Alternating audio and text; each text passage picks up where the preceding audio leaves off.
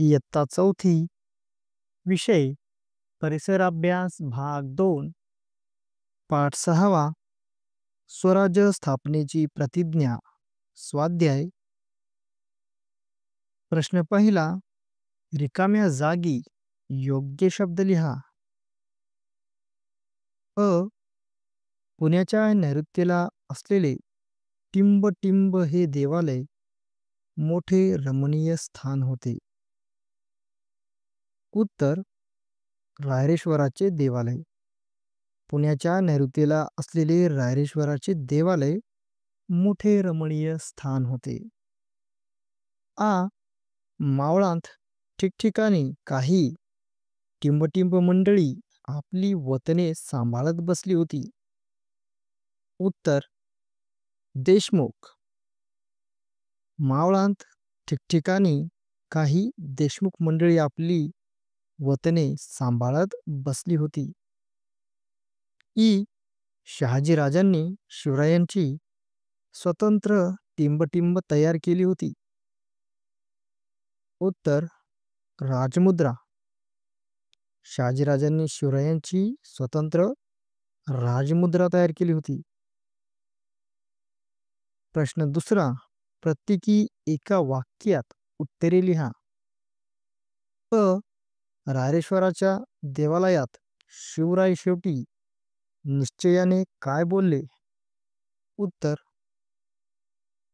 हिंदवी स्वराज्याच्या रूपाने हे राज्य व्हावे असे श्रींच्या मनात आहे. श्रींचे हे मनोरथ आपण पूर्ण करूया असे रायरेश्वराच्या देवालयात शिवराय शेट्टी निश्चयाने बोलले. आ. जिजाबाईंना कोणता विश्वास वाटू लागला? उत्तर. आपण मनी जे धरले ते शिवराय पूर्ण करणार असा विश्वास जिजाबाईंना वाटू लागला. ई. शिवरायांनी कोणत्या गोष्टींची खडानखडा माहिती मिळवली? उत्तर.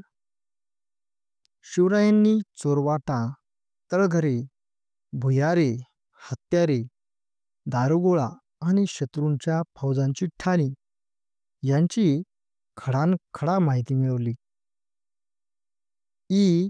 शिवरायांनी कोणत्या गोष्टींना आळा घालायचे ठरवले? उत्तर. मावळांतील आपापसात होणाऱ्या भांडणांना आळा घालण्याचे शिवरायांनी ठरवले. प्रश्न तिसरा. 2 ते 3 वाक्यांत उत्तरे लिहा. अ. शिवरायांचे ध्येय कोणते होते? उत्तर. सर्वांचे हिंदवी स्वराज्य हेच ध्येय असेल. सर्वांच्या हक्काचे स्वराज्य स्थापन करायचे. परक्यांची गुलामी आता कोणी करणार नाही हे शिवरायांचे ध्येय होते. आ.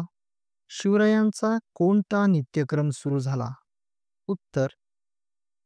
मावळ्यांना घेऊन तलवारीचे हात करणे, घोडदौड करणे, डोंगरांतील आडमार्ग शोधणे, खिंडी, घाट आणि चोरवाटा निरखणे असा शिवरायांचा नित्यक्रम सुरू झाला.